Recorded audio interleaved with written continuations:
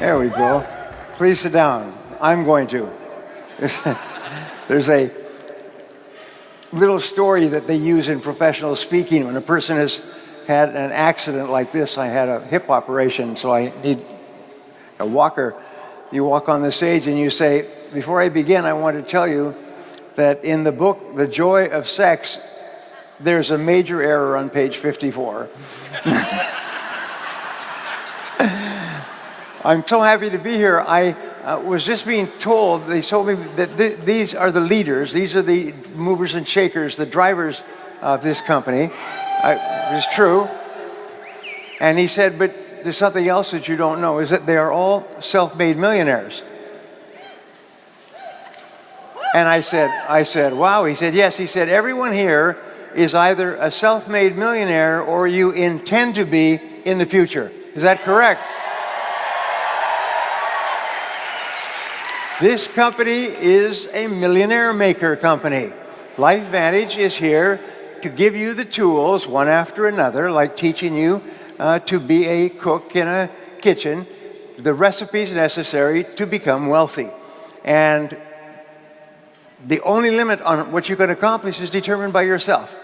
So I started studying this subject many years ago when I was beginning as a speaker. I got a call from a gentleman who had 800 divisions in his business all over North America, and they're all coming together for an annual convention, and he had surveyed them, and they wanted to know how to become millionaires. And so he called me and he said, could you do a talk on how to become a millionaire? And I said, of course. When you're a junior speaker and you're starting off, you say, of course. I specialize in that. Whatever the subject is, stress management, family relationships, loss, weight loss, I specialize. I said, yes, I specialize in that subject. And he said, good. So I hung up the phone, and then I realized, I was about 37, 38 at the time, and that I didn't know a darn thing about the subject. Ever since I was a teenager, my goal, my dream was to be a millionaire when I grew up, at the age of 20 and 25 and 30 and 35. And I was able to make a living. I was good at sales and good at marketing and so on, but I was so far away from becoming a millionaire, and now I have to speak on this subject to 800 business owners like yourself. So I spent 2 months, changed my life. I did 2 months full court press, and I read everything I could find on self-made millionaires. And I found that more than 10,000 self-made millionaires had been interviewed in detail. These are people who started with nothing and became millionaires in the course of one working lifetime. And they had said the things they did, the things they didn't do, the mistakes they made, the things that were not mistakes, and so on. And I put together a talk, and it was called The 21 Success Secrets of Self-Made Millionaires. And I got up and I gave the talk 2 months later, and it got a standing ovation. And people asked me, could you give that talk to our company? Could you give that talk again? And of course, I said, yes. and so I gave it again and again. And it started off as a 60-minute talk, and then a 90-minute talk, and then a half day, and then a full day. And I began giving the talk all over the world. And then I recorded it on audio and video, and I wrote it into a book form. And countless people, hundreds, thousands of people all over the world became millionaires. And it's very much like what I said before, is if you work with a master chef, the chef can teach you how to make absolutely beautiful dishes. So becoming a self-made millionaire, when I started off in 1980 studying this subject, there were about 5,000 self-made millionaires in America. Today there's more than 30,000. And the number is increasing about 1 every 8 minutes. And 87% of self-made millionaires are self-made, and they come from this type of business. So they say if you take 100 people at graduation from college or graduation from high school, one of those people will become wealthy in the course of their lifetime. 3 will become well off. 15 will have a good deal of money set aside, and 80% will be working, dead or broke at the end of their careers at the age of 65. So when I was in my 30s, I did not graduate from high school. I finished in the half of the class that made the top half possible. They say everybody's good for something, even if it's to be a bad example. And I was a bad example. They used to say, if you don't watch out, you'll end up like Tracy. If you don't watch out, you'll end up like Brian Tracy, and that would scare people into doing their homework. Right? And so I left school in the 12th grade. I got a leaving certificate, not a diploma, a leaving certificate, and it says goodbye.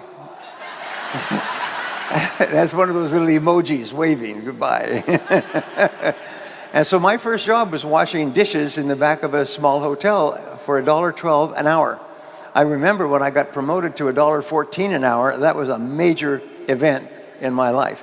And for years, I worked in laboring jobs, and I washed cars. I washed dishes until I lost that job, and then I washed cars until I lost that job, and then I washed floors for a janitorial service until I washed that job. And when you're young, losing is another word for involuntary career redeployment. That's where you get a chance to explore new jobs unexpectedly. Today, they give you 2 weeks' notice. In those days, they give you about 2 minutes' notice. We won't need your services anymore. Here's your check. There's the door. Goodbye. And so I would go from place to place and worked, and I lived in my car, and I did all kinds of things. But I always had this fantasy, undeserved, by the way, that I was going to become wealthy someday until I had this opportunity to speak.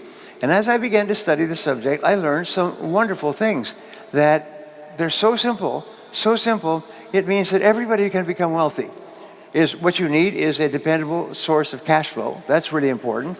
And Life Advantage is a wonderful source of cash flow, because all you have to do is just pump the well, and the cash flow just pours down. Just keep filling the buckets. And this company has only one aim in life, is to help you fill the well, is to pump the pump and have the cash flow. Then the question is, what do you do with the cash flow? And that's a whole nother thing. So I'm not going to talk to you about that, but what I found was that there were 21 secrets. And so I recorded these and I gave them as talks and so on. Everybody loves the subject of becoming wealthy. And people started to come back to me after as little as a year and say, because of your talk, I'm wealthy now. I'm a millionaire now. And they would come back and their eyes, faces were shining, and sometimes they had tears in their eyes. Because I struggled and struggled and struggled. 1 year after I listened to your talk and began to practice those things, I became wealthy. Here's a couple of ideas, and then I'm going to give you 7 keys to becoming an outstanding leader in this industry and to becoming one of the highest paid people in our society and becoming wealthy. And their wonderful thing is they're not complicated. I'm not asking you to learn rocket science or anything. All you have to do is do simple things. What they found in the first major studies of thousands of self-made millionaires, they said, what is your secret? What did you do differently? And they all said something similar. All the self-made. By the way, we now have 2,595 billionaires in the world today. And we didn't have billionaires when I started off studying. Maybe had J. Paul Getty, the oil billionaire, but there weren't very many billionaires. Now there's 2,500. And 87% of them, according to Forbes, are self-made. These are people who started with nothing. Many of them were immigrants. They came to this country with nothing, and they started working, and they started doing certain things in a certain way, which we'll talk about, and they became, first of all, millionaires. Here's a one-liner for you, because many of you are already millionaires, is that the first million is hard, but the second million is inevitable.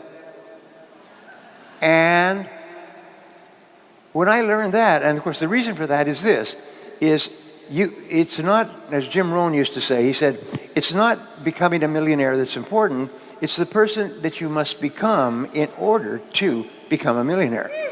Yeah. You have to become a completely different person. You have to develop character beyond 99% of the people in the world. You have to develop honesty and discipline and quality relationships and the willingness and the ability to work and set priorities and all kinds of stuff. Because without that, nothing is possible. So once you earn your first million, then you are the person who can earn a lot of money. And the second million it's never easy. Never easy, but it's easier. The first million is really hard. The second million, not so much. So I found that there were 21 secrets. The first one of all is dream big dreams. I couldn't believe it. Every single person who finally made it said the turning point in their life, they were driving down the road of life, not making much progress, which is that 80-20 rule that you hear. 80% of people make 20% of the money, and I'm sorry, 20% of the people make 80% of the money. And what happens at a certain point in life, they change and go on a different road. And here's the turning point. It is make a decision. Make a decision that I'm going to become wealthy. I'm going to become a millionaire. And I will work hard, long hours. I will sacrifice. I will pay the price. I will do everything that is necessary, because you have this, you have a millionaire maker organization right here. The sole focus of this job is many wonderful benefits for users of the product, but the sole focus of this is for you to become wealthy by becoming successful, so that you can do all the wonderful things that you want to do for yourself and your family. So make a decision that, by gum, I'm going to do it. And I realized at the age of 36 that I'd wished and hoped and prayed, but I never made a decision. I thought, oh yeah, maybe someday it'll happen. Maybe there'd be a miracle on something. So I bought penny stocks or mining stocks, and I did all kinds of stuff, and not a darn thing happened. And then I found that the two things that millionaires say, number one is I was not more talented or smarter. I didn't get better grades than other people. He said, but I was willing to work harder than anyone else. I was willing to work harder than anyone else. I was willing to work harder, start earlier, work harder, stay later than anyone else. And you know, self-made millionaires on average work about 59 hours a week. They work about 6 days a week at 10 hours a day, or 7 or 5 days a week at 12 hours. There are very few wealthy people who work 5 days a week. In fact, there probably aren't any. They may work 5 days a week, but it's way after they've achieved their financial goals. The second thing they found is that they were frugal. Is they earned the money, but they didn't spend it all. Is they saved the money. Because there's a time in your life where you can be generous. You can buy things, you can take trips, you can get new cars and new homes and a home in the mountains and so on, but not early. I had a banker once who was very helpful to me. I still remember, his name was Alan.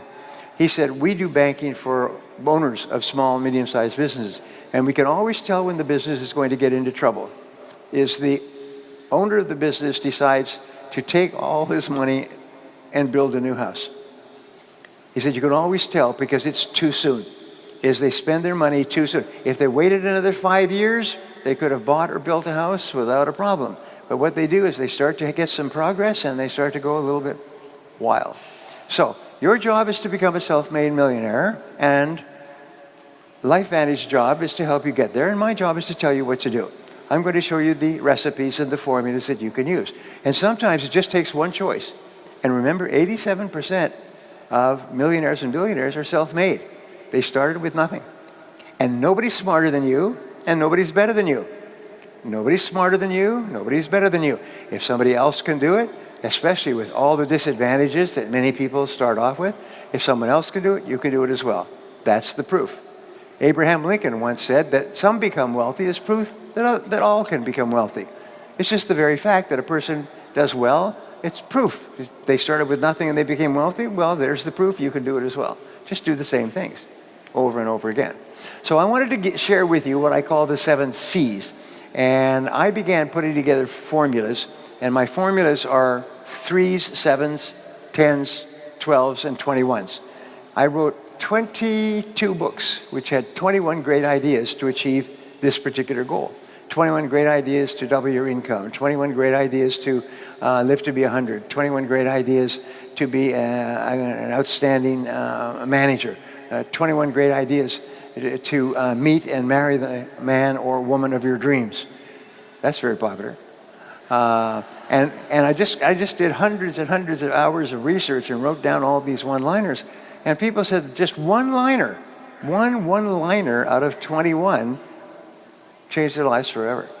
So I'm very, very hungry. I spent about 150,000 hours studying. I study all the time. Yesterday on my way up here from San Diego. My son lives in Las Vegas. I probably read 3.5 hours, plus 2 hours before leaving, and I'll do another 4 hours of reading today, as I just constantly taking in new information. Because one idea combined with your other ideas and with your opportunity here, can transform your life forever. Yeah. And you just have to say, is this the idea? Is this the idea? So the first C is the C of clarity. Clarity is my favorite word in success. It's my favorite word in business. I have done consulting for more than 1,000 corporations, large companies worldwide, companies like IBM and General Motors and PepsiCo and Bank of America. I mean, big companies. And I've also worked with more than 10,000 small and medium-sized companies. And what I found is in every single situation, problems occur when the company becomes unclear about what it is they're doing or how it is they're doing it. And so I've developed a program, which is really just a fun program for me intellectually. It's called the 2-Day MBA. And it shows 10 different factors of a company. And these are the ones that I learned when I went to university, back to university in my 30s.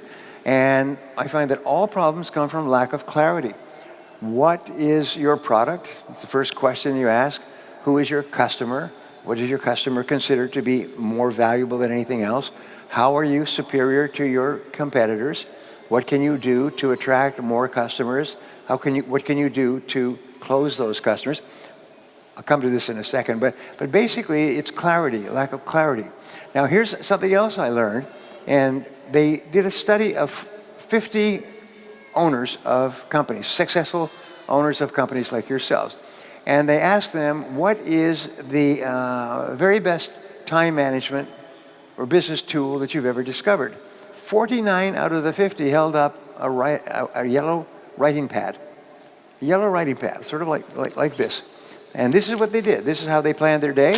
They made a list, to-do list. Today's date, they wrote down everything they had to do. They always work from a list. Always work from a list. Always work from a list. If you don't work from a list, it's very much like taking your hands off the wheel of your car going down a winding road in the mountains. What happens is your life's going to go up and you're instantly going to start doing irrelevant and unimportant and useless things. And at the end of the day, you'll be exhausted and you'll have accomplished nothing. Now, I know this doesn't apply to anybody here, but it does happen. And so therefore, clarity is really important.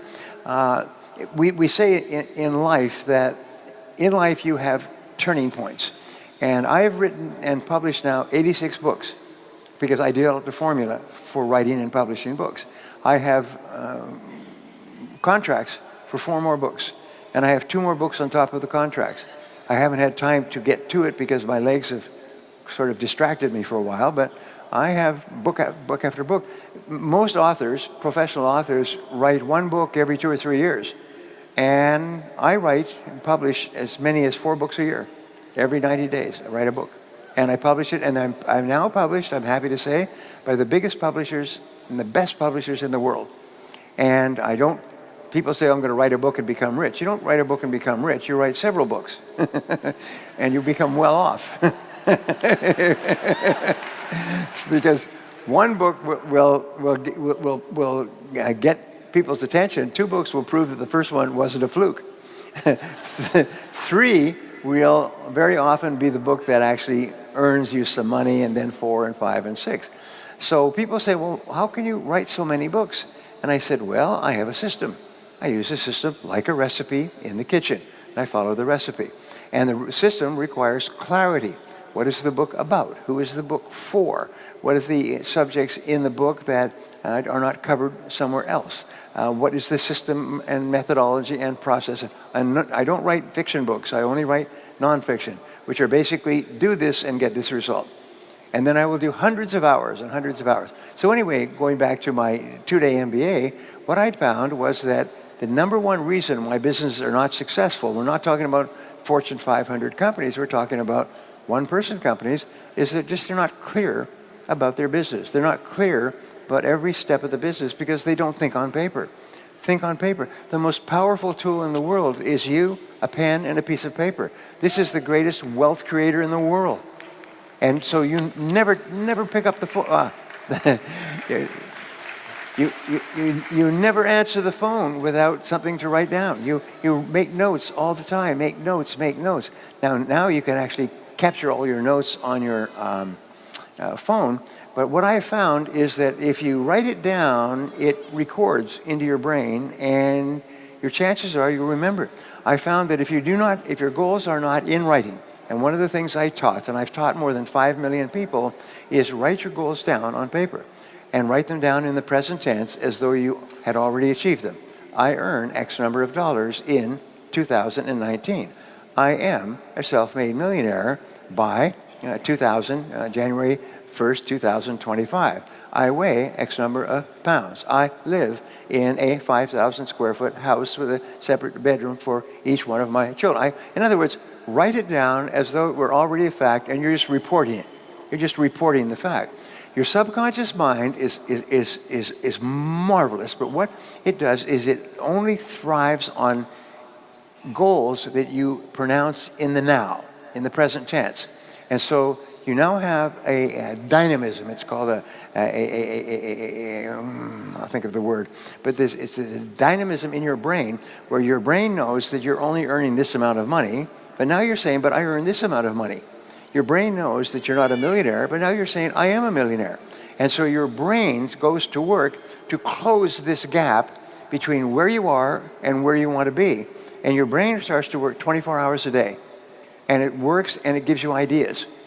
Each person here has what is called the superconscious mind. And this mind has been talked about for 5,000 years, and some call it the oversoul, and some people call it the God mind. Some people call it God, spirit, whatever it happens to be. But there's this incredible power in the universe that you can tap into. You could just reach into it by simply writing down a goal clearly on a piece of paper, and then this mind goes to work 24 hours a day to bring it into your life. You've all read the books about the law of attraction and so on. Well, the fact is that once you are clear on a goal and you write it down, not type it, but write it down, is you force this energy field of attraction, and it starts to pull into your life everything that you need to make the goal clear. But if it's not in writing, not a darn thing happens. And so I'm going to ask you, I sometimes ask people, say, please, please, please, just do one thing for me, is write down your goals. After this seminar, follow the instructions. I will give you an instruction. And by the way, we made available my goal setting formula online for everybody here, so everybody can go online to LifeVantage and get it. And because it will save you 10 to 20 years of hard work. Your life will transform. It's almost like taking some magic elixir. Your whole life will be different. So anyway, what you do is, I said in life, every person has a turning point, and the turning point comes when you set upon a major goal. When you decide upon a major goal, and since you're going to be working for money in business all your life, you might as well set a goal to earn a lot of money. You see, in life, you can earn a lot or you can earn a little. And if you have a choice, I recommend to you that you choose a lot, okay? Because if you don't choose a lot, by default, you automatically get a little. And there's 80% of the population out there is wandering around and complaining about successful people, wah, wah, wah, life's not fair, and so on. No, because once you are clear about your goal, you start to see all kinds of opportunities, things that you can do that you hadn't thought of doing, that move you faster toward the goal and move the goal toward you. You activate this field of magnetism, and you start to attract into your life people and circumstances who help you to achieve the goal, and you help to achieve their goals. I mean, it's the most amazing thing. And it is true, and it has been true for thousands of years, and it is the great secret of success. So let us talk about the 7 C's. And I could spend all day on these. But number 1 C is clarity, is being absolutely clear who you are, which means what you want in life, what kind of a person you are, what you believe in, what's important to you, what you care about. You'll never be successful unless you're doing something that you enjoy and doing it well. Napoleon Hill threw this contribution onto the table in 1936. He said, do something that you love and do it well, and you'll never work another day for the rest of your life. You just never work again because you can hardly wait to get to work. You can hardly wait to do it because you love it. A turning point in my life, and I'm trying to give you a lot of stuff in the time that we have. A turning point in my life took place in about 1987, and I attended a seminar, and the speaker at the seminar talked about the importance of self-esteem. And what he said is your self-esteem is defined as how much you like yourself. And the more you like yourself, the more you like other people. And the more you like yourself, the more confidence you have, and the more willing you are to try different things. And the more you like yourself, the less afraid you are of making mistakes. So you're willing to take chances with the possibility that you won't be successful. The more you like yourself. And the way that you build up your self-esteem is you simply say, I like myself. I like myself. I like myself. Say it. Say it. I like myself. No. Don't suck your thumbs. Say it. Say, I like myself. Yeah. Wonderful. And the most powerful thing that you can do in this business is to help other people like themselves. And how do you help other people like themselves? You treat them well. You practice the golden rule. You treat them the way you would like other people to treat you. And so they feel valuable and important. And they want to be around you. And they want to accept your guidance. And they want to do what you instruct them to do. And they want to become successful as well. And so the more you like yourself, the more you like others. And the more you like others, the more they like you right back. And it becomes a positive upward spiral that makes you happy. The wonderful thing about Utah and the religious proclivities, if you like, which I admire so much, is the focus on the family and the focus on children. And the greatest thing that you can do for your children is to raise them up so they're self-confident and have high self-esteem. So they like themselves and value themselves and consider themselves to be worthwhile people. Isn't that true?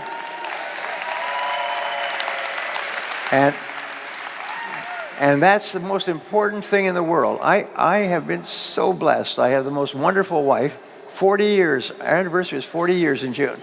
And Rita, by the way, who just came up here to get a check and the flowers. She prefers the check to the flowers. She told me that. She is just celebrating her 40th anniversary. Isn't that great? 40th anniversary? It's great. So we have four wonderful children, and we have never criticized our children or punished our children in their entire lives. We've had a lot of heart-to-heart talks, but we've never punished them and never criticized them. We've never done anything to take away their self-esteem and self-confidence. We've always told them what wonderful children they are. And now 3 of the 4 are married. We have 7 grandchildren. And they say, my friend Charlie Jones used to say we have 7 grandchildren, all males except for 6. So I have 1 grandson and 6 grandchildren, 6 granddaughters, and so on. But that's the most wonderful thing in the world. And what I see is my children grew up and they married people with high self-esteem who treat them as though they are valuable and important people, and vice versa. And then they raise their children with high self-esteem. And you know how you can tell if you have a good relationship at any level of business anywhere is you laugh a lot. People in a good relationship laugh all the time.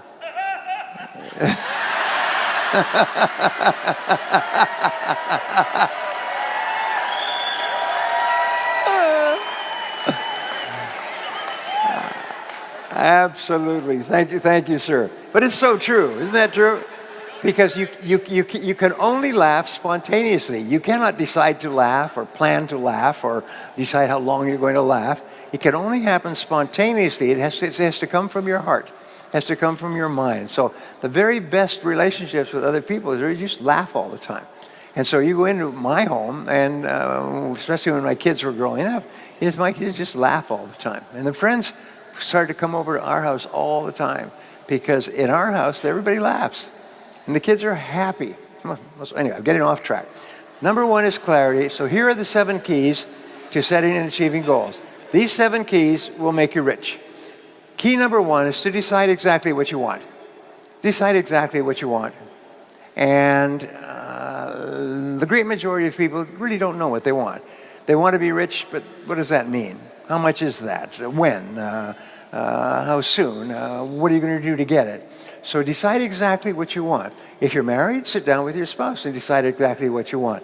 Two people working together, a husband and wife working together on a single goal, multiply the power behind achieving that goal more than anything else. It's called the great mastermind, is the husband and wife working together. Anyway, number one is decide exactly what you want. Einstein said that if you cannot tell your goal to a 6-year-old child and have the 6-year-old child explain it to another 6-year-old child and both of them understand it, then you don't know what your goal is yourself.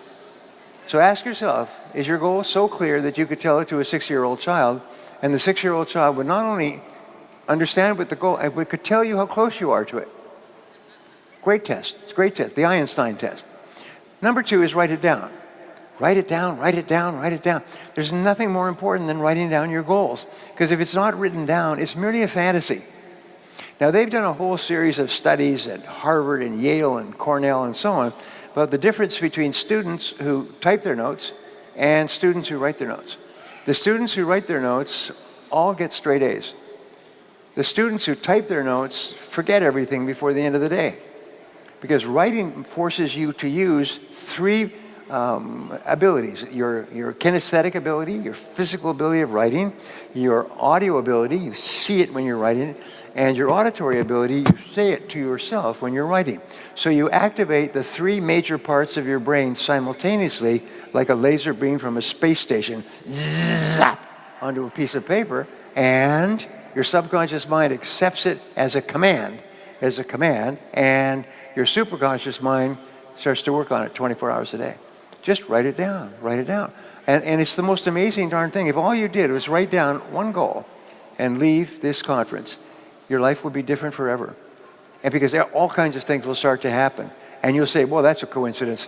I just wrote that goal down when I was in that meeting this afternoon, and then I got this phone call or something in the mail, or I saw something on TV, or something. It's just phenomenal. So step number one, decide what you want. Number two, write it down.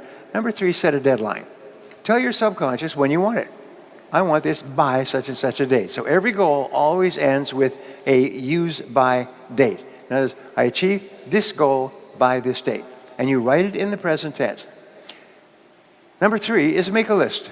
Number four, step number four is make a list of everything that you can think of to do. Just make a list, and as you think of more things, add it to the list. Keep writing it down, writing it down. And sometimes you'll think of something in the middle of the night, write it down, keep a pad of paper next to your bed, and quickly write it down so you don't forget it. Just write it down, write it down. That's number four, and this is really important. It's the great turning point, like a massive ship turning in the ocean. Your whole life starts to turn when you write down a list of the steps you're going to have to take. I don't recommend other people's books because I've written so many myself, and I summarize hundreds of books that I have read over the years. But there is one book that had a great influence on me, and it's called the Checklist Manifesto. Has anybody read this book? The Checklist Manifesto. It was written by a doctor, an emergency ward doctor, and he talks about the value of checklists when you are trying to accomplish a goal, build a business, raise a child, whatever you want to do. He says, create a checklist. He said, everything in the world, this room, a car, swimming pool, everything follows a checklist. Everything requires a checklist to build it. And the wonderful thing about organizing a checklist before you begin work on a project, it has an extraordinary effect on your life. And what he does is he teaches in the most entertaining way how people who did not use checklists died, went bankrupt, the most successful people in finance in the world, how they use checklists in order to organize their financial life, business people. Anyway, it's the one book that I would recommend. It's a short book. It's just fascinating reading. It's called The Checklist Manifesto. Anyway, so take your list of goals and organize your list by priority. Make a checklist. What's number one? What's number two? What's number three? And so on. And as you get more information, change the list, reorganize it, write it, move things up and down.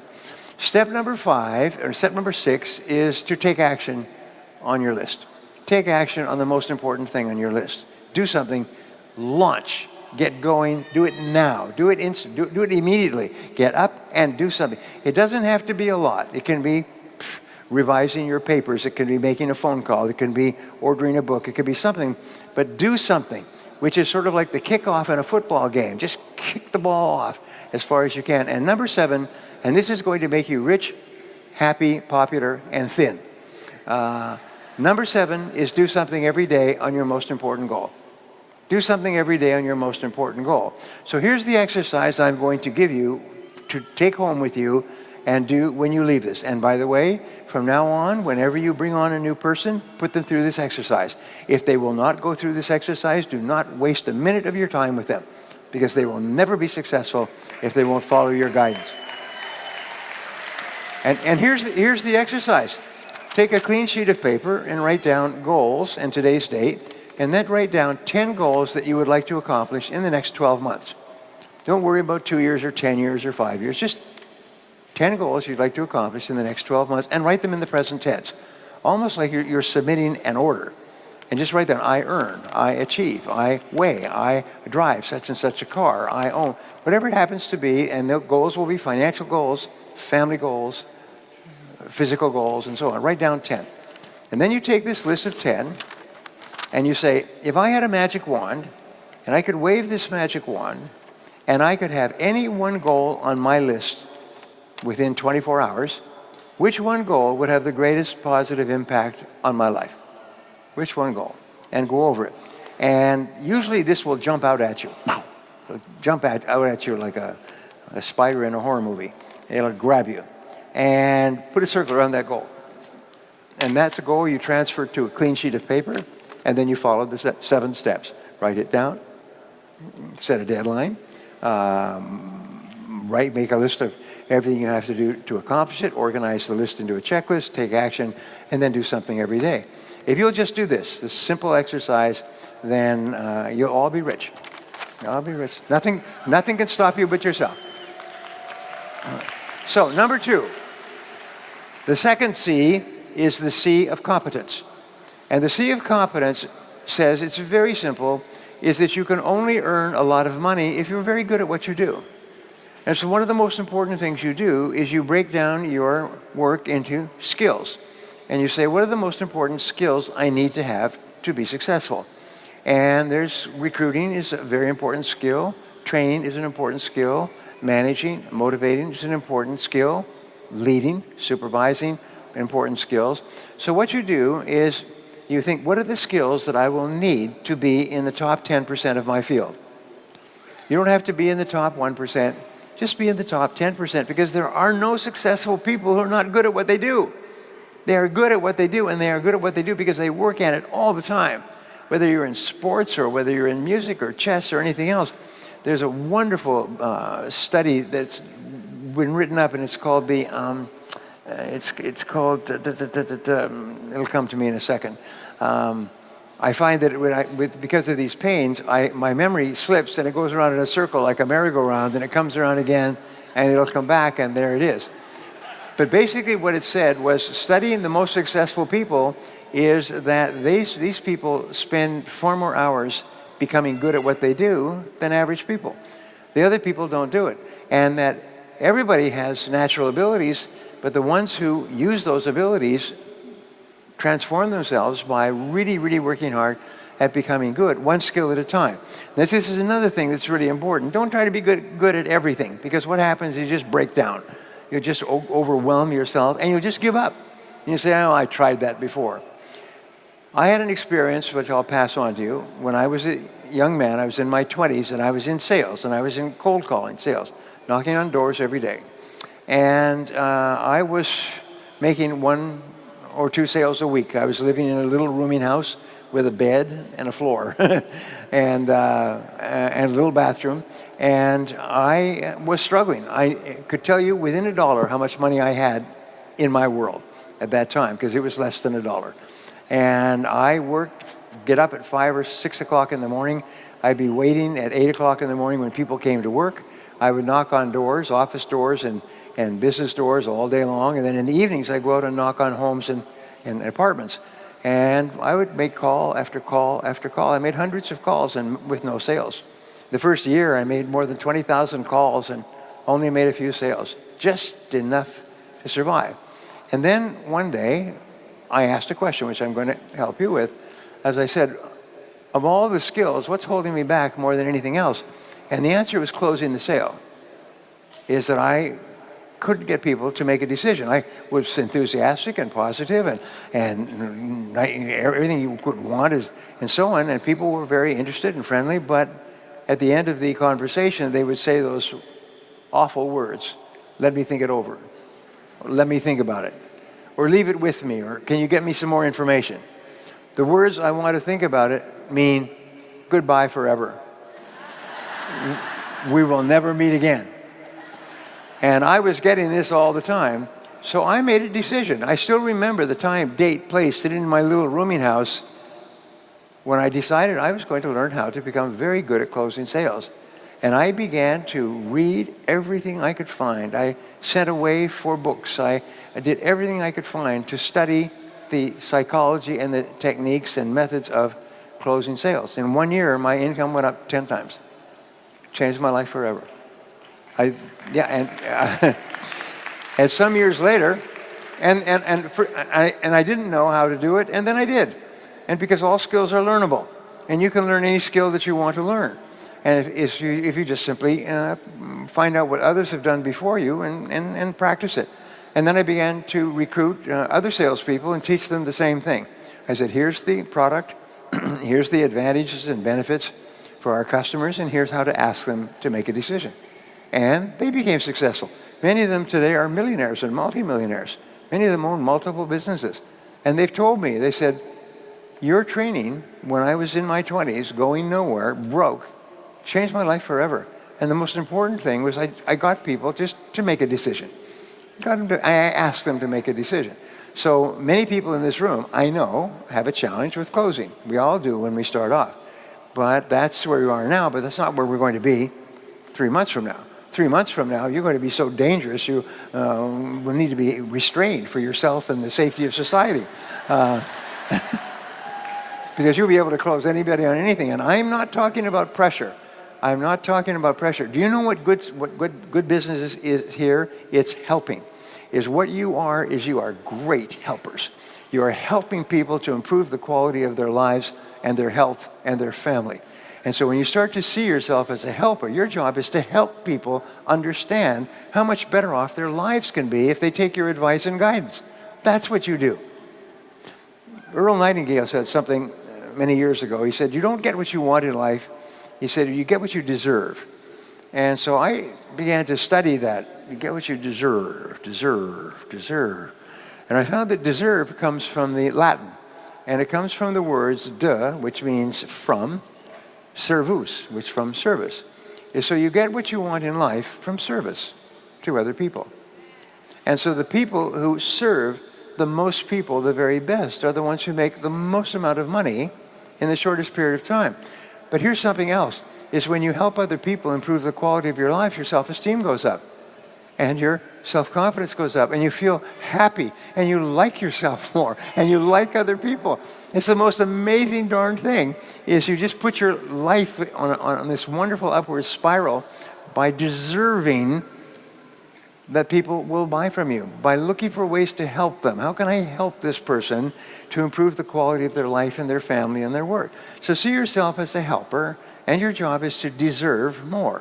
And you'll find, you look at the Steve Jobs and the Bill Gates and the multimillionaires who are individuals, and you think, these people focused. They had this obsession with a product of some kind that would really help people to improve the quality of their lives. And that's all they think about and all they talk about. And the only people who succeed in those companies are people who have this same obsession with customer service. Tom Peters, in his book In Search of Excellence many years ago, he said the most important principle of all was the obsession with customer service. Is that the most successful and highest paid people just think about serving people and helping people improve their lives all the time. So that's the most important level of competence that you want to achieve. First of all, you have clear goals, and then you say, what is it that I really love to do that really helps other people to improve the quality of their life? And how can I become really good at doing that more and more of the time? The third C is the C of concentration. And these are not necessarily in order, but in a way these are. The C of concentration is your ability to focus, which we've talked about before. It's your ability to focus single-mindedly on one thing at a time and to work on that one task until it's complete. And to discipline yourself not to do anything else or to become distracted by emails and bells and bips and noises and things like that. It's just your ability to focus like a laser beam on a single task. I wrote a book a few years ago, and it was called Double Your Income, Double Your Time Off, and I sent it to a publisher. And the publisher said, you know, a book's title is really, really important. He said, well, it's an interesting title, but it's kind of bland. And one of the titles, Chapter 15, there's 21 great ways to stop procrastinating and get more things done faster. And one of the chapters was called Eat That Frog. And Eat That Frog came from a, you know my book. It came from a story by Mark Twain where he said, if the first thing you do when you get up in the morning is you eat a live frog, you'll have the pleasure of knowing that's probably the worst thing that's going to happen to you all day long. And Mark Twain was just an incredibly good humorist. And he said, and there's two corollaries to that rule. Number one is if you have to eat a frog at all, it does not pay to sit and look at it for very long. You know, get on with it, get it over with. He said, and the second corollary is if you have two frogs to eat the ugliest one first. A good friend of mine from here in Salt Lake, or actually in Salt Lake, says that the key to success is do the worst first. Eat the ugliest frog first. And I really like that. And so your job is to eat that frog. So my publisher came back to me and he said, if you could take this title and take it and make it the title of the book and then run the theme of eating a frog, getting prepared, getting ready, picking the most important things first, all the way through, we could publish it as a book and it might sell a few copies. Today, it's passed 10 million copies in 46 languages. It's the best-selling book on time management in the world. And I've had countless people come to me all over the world because it's in so many languages. And they say, this book made me rich. This book made our company the #1 company in Europe, #1 company in the country. It made us rich. They said it made me doubled, tripled, quadrupled my income. People have transformed their lives by this simple concept. And the concept is, once you have determined the most valuable and important thing you can do, start with that first and do only that task until it's complete. Now, the first time that you try to do this, you will find it's quite difficult. Napoleon Hill did a subsequent book to his book, Think and Grow Rich, and it was called The Master Key to Riches. And after 260 pages, he gives you the answer, the master key to riches. In the first paragraph, he explains, in this book, you will learn the master key to riches. And so it's a whole book on motivational ideas and principles. And the last line of the last chapter of the last page is, now you know the master key to riches is self-discipline. And what we have found is that the most successful people have come to that conclusion as well, is that self-discipline is the master key to success. So for you to write down your goals and make a plan and set priorities and start with your most important task takes tremendous self-discipline. If you haven't done it up to now, it's so hard. But Goethe said everything is hard before it's easy. And everything at the beginning is difficult, but later it becomes easy and automatic. You have to force yourself to discipline yourself at the beginning, but after that, it becomes easier and easier, and you actually feel happy. Now, here's the most wonderful thing. When you discipline yourself to start and complete a task or a part of a task, you feel like an athlete. So here's my question. If an athlete runs in a race and comes in first, what do they call this person? The winner. Exactly. I've studied this hundreds, thousands of hours.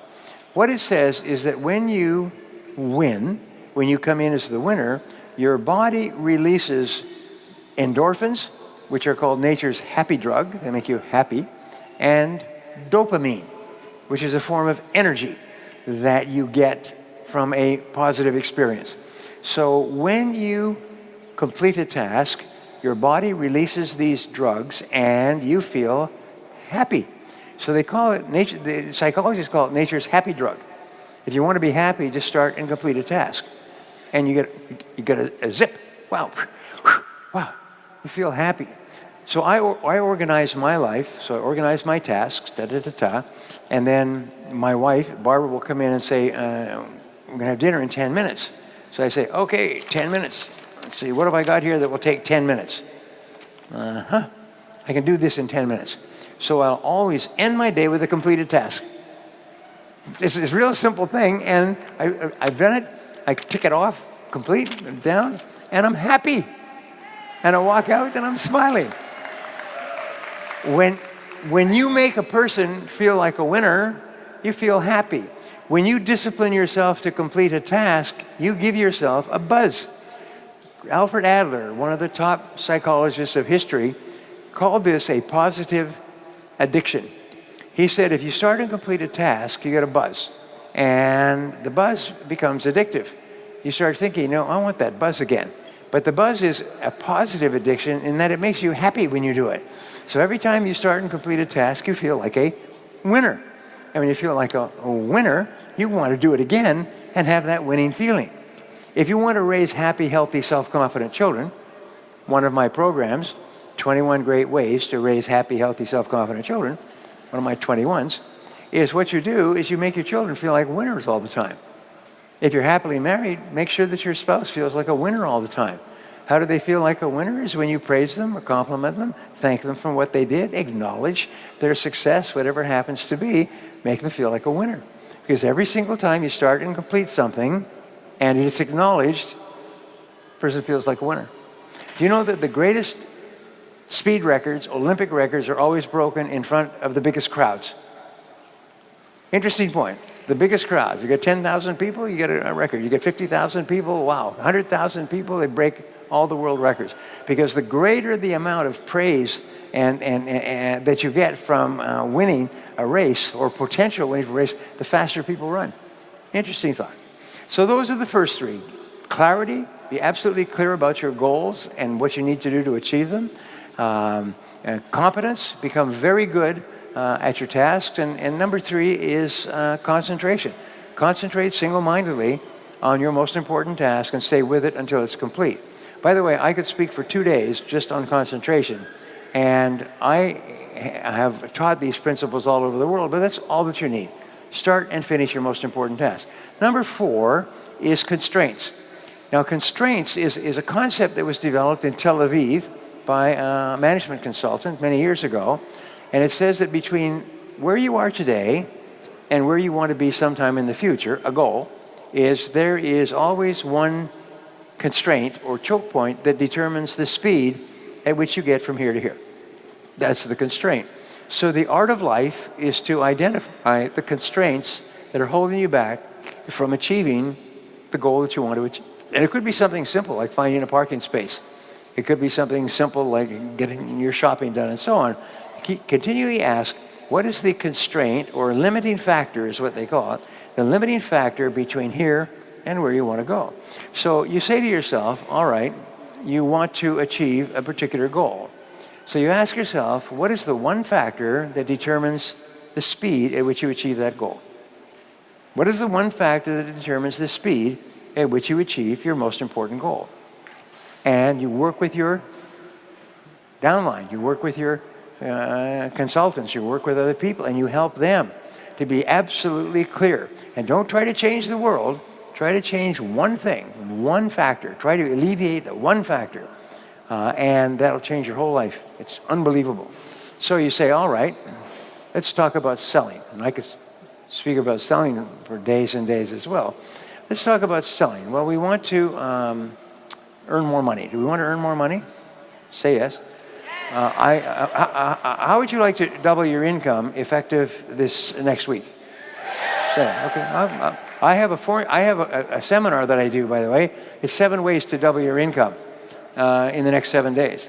And it's all based on hundreds of hours of research and blah, blah, blah. But I'll give you just one.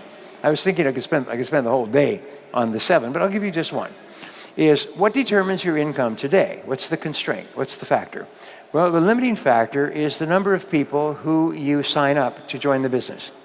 That's pretty much it. Oh, it could be something different, but or it could be closing the sale. Is getting that person to come on board and become active and get busy and start talking to other people and both using and selling the product. Figure out what it is. But let's just say that it is the number of people that you talk to on a daily, weekly, monthly basis. And I give this little formula when I'm talking to sales audiences, and in reality, we're all in sales. And I say, the average person in America who earns a full-time living from sales, and sales is on their business card, about 17% of the population, spends about 90 minutes a day talking to new potential customers. 90 minutes a day. And this goes back to 1928, all the way forward, 90 minutes a day. Well, there's 8 hours in a working day, so that means the person is spending 1/5 of each working day talking to new potential customers. So if you want to double your income, it's very simple to do. And you all know what the answer right now is: spend 180 minutes each day talking to new people. Now, you can't control or determine which one of them is going to buy or join or something else, but you know that if you speak to enough people will join or buy or become customers or become distributors and so on. So therefore, just double the number of minutes. I call this Brian's minutes theory. Double the number of minutes from 90 minutes to 180 minutes. Or if you're working whatever number of minutes today, and you could calculate that, track it for a week. Every day, track how many minutes you're spending talking to new people about this business, is then double the number of minutes. Now, you can't double the number of minutes overnight. It may take you a week or 2 weeks. But my promise to you is that if you double the minutes, you'll double your income. If you double the minutes you spend face-to-face, head-to-head, eye-to-eye, ear-to-ear, we say knee-to-knee, heart-to-heart. If you double the minutes, you double your income. And I've had countless people come to me, and it's interesting, they come up at the seminar and say, that's a bunch of BS. I've been in my business for years. This competition is so tough. You can't double your income just blah, blah, blah, blah, blah, blah. And then I come back 6 or 12 months later, and they come up to me and they say, do you remember me? And I don't. But they say, I told you it was a bunch of BS about doubling your face time and doubling your income.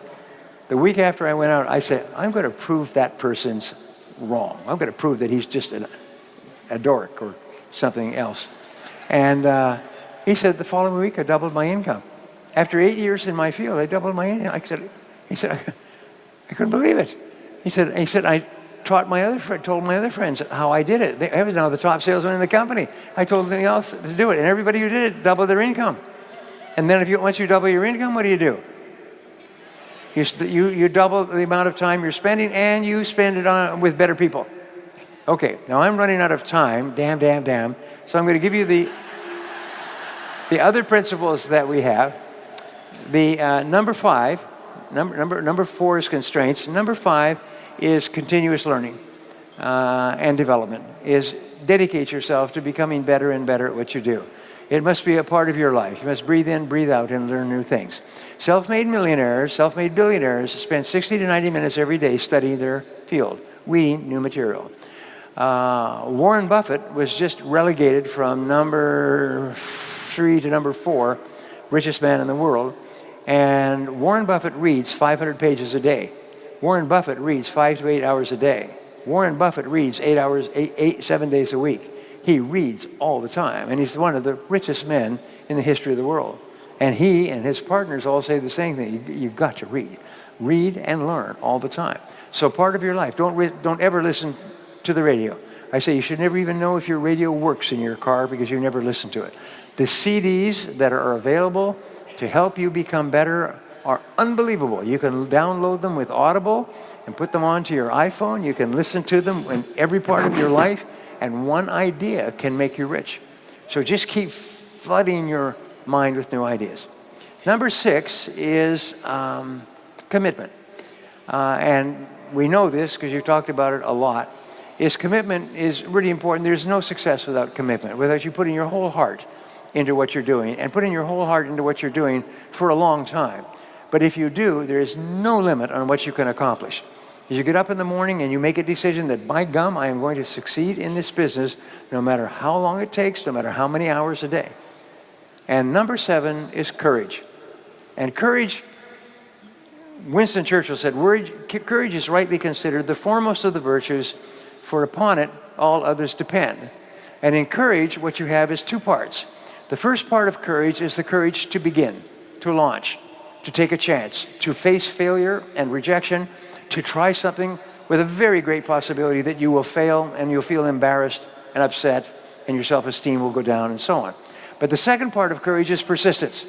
It's the power to keep going and keep pushing yourself and driving yourself. And I had a transformation many years ago, which I will give to you. A woman that I was going out with before I was married, she asked me, Brian, she said, what is your best quality? And I thought about that, and I said, I think my best quality is that I never give up. That's your best quality. She's a very insightful woman. I still remember, very intelligent. My best quality is I never give up. And so I've spoken to audiences like you, and I have found that that's true, is I never give up. And my children never give up. It's not in our vocabulary. We never think, we'll try something different, we'll try something new, we'll take the losses and so on, but we'll never give up. So how do you develop this unshakable quality of persistence, which will guarantee your success in life? Nothing can stop you if you don't quit. If you don't quit, then the only alternative is you must succeed, and eventually you must succeed greatly. Well, the great rule, you become what you think about, but you become what you say to yourself. So what you do is you say to yourself these magic words. You say, I never give up. Say it. Say, I never give up. I never give up. I never give up. I like myself and I never give up. You repeat that over and over, and repeat it to your kids. I love you and you never give up. Repeat it to your downlines. Repeat it to your friends. Make it something when people say, well, I don't know a lot about him or her, but I know one thing is he or she never gives up. They will not stop. They will keep coming at you like a bulldog. They will never give up. If you never give up, my promise to you, my guarantee to you, is that you are going to be an enormous success in the months and years ahead. And I hope you are. Thank you very much. Thank you.